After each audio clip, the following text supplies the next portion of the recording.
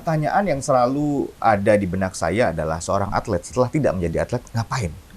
Setelah tidak menjadi atlet dan tidak aktif lagi menjadi seorang atlet ngapain? Apakah tetap bergelut di bidang itu atau menekuni bidang lain, menjadi pengusaha atau apapun? Dan beberapa waktu yang lalu, tepat 2019, ternyata Bang Daud sempat terlibat dalam satu proyek film yang judulnya Sing. Betul? Ya. Ceritakan itu gimana bisa akhirnya terlibat di film. Apakah akan menjadi main film juga nih? Ya, jadi memang fase beberapa tahun ini sebetulnya saya mendapat beberapa tawaran untuk bermain di film juga. Dan salah satunya film Sin, di mana film itu ditayangkan di seluruh Indonesia ya di bioskop. Dan saya bersyukur sekali bisa juga ternyata profesi seorang atlet itu bisa ditampilkan di dunia perfilman. Dan kala itu memang saya melalui manajemen saya Empro Internasional diminta untuk tampil di film itu. Dan saya berperan sebagai seorang pelatih kala itu. Tentu ini sesuatu yang baru bagi saya ya. Walaupun memang sebelum-sebelumnya ada beberapa bintang iklan yang ada di Indonesia saya bekerja sama dengan mereka. Dan namun dunia perfilman kan tentu berbeda dengan dunia ya katakanlah iklan begitu. Dan ya cukup menarik sekali karena di dunia perfilman kan tentu punya kesulitan tersendiri. Bagaimana kita beradegan, berakting, bagaimana kita menyesuaikan skripsi yang disiapkan oleh produser begitu. Saya kira luar biasa untuk saya pengalaman barunya. Kalau disuruh milih jadi petinju atau jadi bintang film? Saya masih ingin jadi petinju karena memang tidak mudah menjadi bintang film karena luar biasa memakan waktu. Saya merasa syuting harus berbulan-bulan dan itu tidak ada jedahnya dan itu bisa dilakukan kapanpun. Berulang-ulang, mau subuh pun dilakukan, mau malam hari, mau siang hari, sore hari, betul-betul dimaksimalkan untuk melakukan adegan. Dan tentu adegannya harus sesuai dengan skrip yang disiapkan. Ini menarik juga. Saya tadi di dalam benak saya adalah seorang atlet setelah tidak menjadi seorang atlet lagi. Apa yang akan dilakukan? Mungkin ada rencana masa depan yang akan dilakukan. Namun sebelum dijawab pertanyaan itu, ada satu yang menarik yang saya lihat di sosial media. Ada satu yang selalu digunakan oleh Bang Daud pada saat bertanding dan juga pada saat melakukan persiapan dan muncul di sosial media, yaitu hashtag atau tagar DY 2024. Itu apa? Ya, jadi konspirasi apa ini?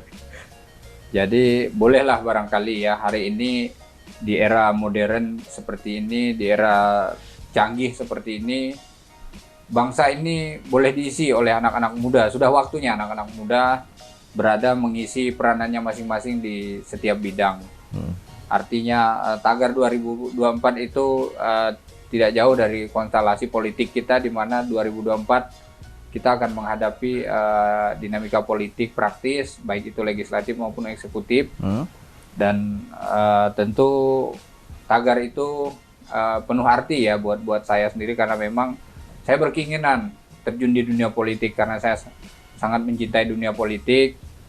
Dan di mana melalui jalur politik saya kira saya bisa berbuat lebih banyak lagi untuk kepentingan masyarakat yang lebih luas. Walaupun sebelumnya sudah melakukan secara langsung untuk masyarakat dengan membantu pemerintah di daerah. Betul. Tapi saya kira power atau kekuatannya tentu harus lebih kuat lagi melalui parlemen atau melalui jalur-jalur yang memang disahkan oleh pemerintah begitu. Oke, persiapan seperti apa yang dilakukan untuk terjun ke dunia politik? Dunia politik ini berbeda dengan dunia tinju, berbeda dengan ring, tetapi tetap ada pertarungan-pertarungan di sana. Apa persiapan yang dilakukan oleh Bang Daud?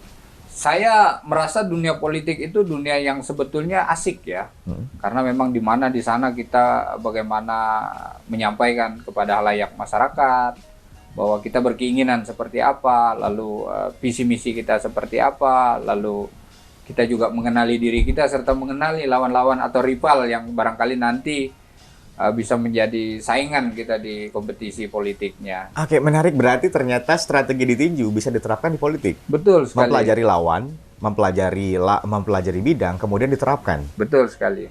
Oke, di tagar DY 2024 akan terjun ke politik. Ya. Bagaimana dengan dunia tinju?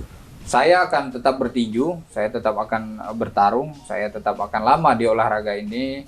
Ya, tentu nanti kalaupun barangkali niatan saya beserta rekan-rekan atau masyarakat barangkali merestui atau menyetujui atau ya memberikan amanah begitu terhadap saya, tentu saya akan tetap bertinju karena memang tinju ini mengantarkan saya ke titik ini dan tentu tidak mudah bagi saya untuk melupakan, dan tentu saya masih sangat muda kok untuk terus bisa lama di olahraga ini.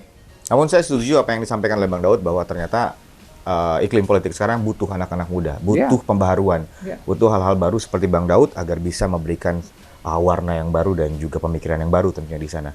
Mudah-mudahan apa yang ingin dicapai tercapai Bang Daud ya. Amin. Walaupun nanti ringnya akan berbeda, yaitu di ring politik tetap saja itu namanya bertarung dan juga memperjuangkan kemenangan untuk rakyat dan untuk yang diwakilkan tentunya.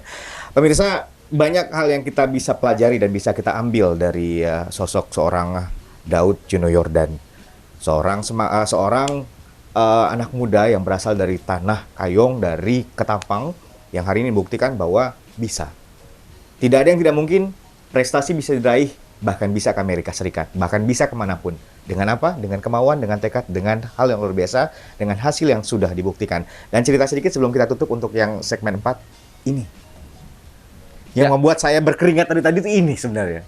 Ya, jadi ini sabuk pertandingan terakhir kemarin di mana kami memperebutkan sabuk WBC Asia Silver, di mana saya berhasil memenangkan pertarungan, dan ini saya kira menjadi kado bagi masyarakat Indonesia khususnya Kalimantan Barat, Kayong, Ketapang di penghujung akhir tahun ini, dan semoga kita semua mampu melalui masa-masa pandemi Covid ini. Amin. Agar masyarakat juga tetap kuat dalam mengikuti himbauan-himbauan dari pemerintah, dan kita semua berdoa agar Covid ini segera berlalu. Amin. Terima kasih Bang Daud.